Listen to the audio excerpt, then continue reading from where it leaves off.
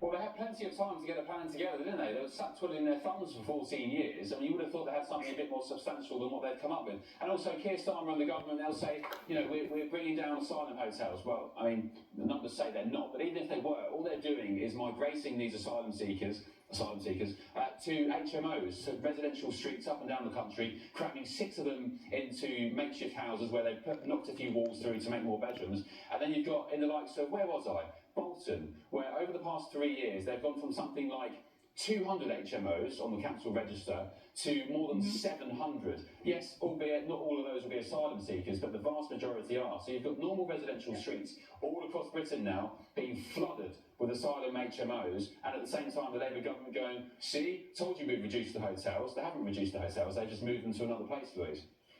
They've shifted it around. Well, it's like, you know, we all know if we're tidying up and you're pushing the hoover around, you don't just, you sweep up the dust. You don't just take a pile of dust from one end of the room and put it in the other end of the room. Well, unless you're me, but like most tidy people do not do that. There you go. Most tidy people don't do that kind of thing, but Keir Starmer is not a tidy Prime Minister at all. He has these numbers. It's all very well saying to the people, it is, as we used to say in the Tory party, taking the people for fools, saying, well, we've cut down hotels, but we're going to increase hostels.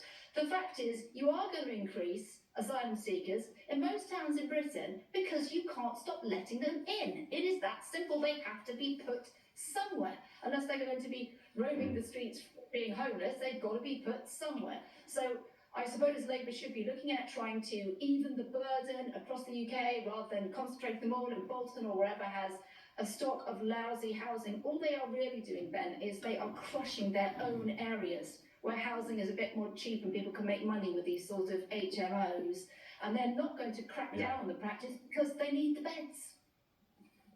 Yeah, we can't stop the boats or won't stop, who knows. Also, it's Serco offering these landlords 5 years rent up front, massive rent. Let's bring my panel. Hillary wants to say something about this. Hillary and Angelina McCarthy.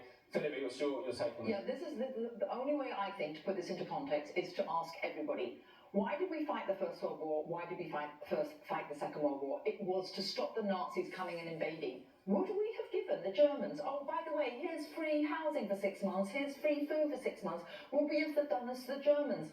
Why not? Well, Why obviously, these guys aren't Nazis, right? They're not sort of the Führer, but... Well, what's the difference? They wanted to invade. This is an invasion. We're giving them free housing. On paper, they're refugees. That's the thing. On paper, they might be, but they're still not. They're not British. They're coming to the country. What are they coming to do? Are they coming to contribute? Are they bringing anything to the nation? What are they doing to bring to the nation? I think that is what is absolutely horrendous. And then particularly in local communities where the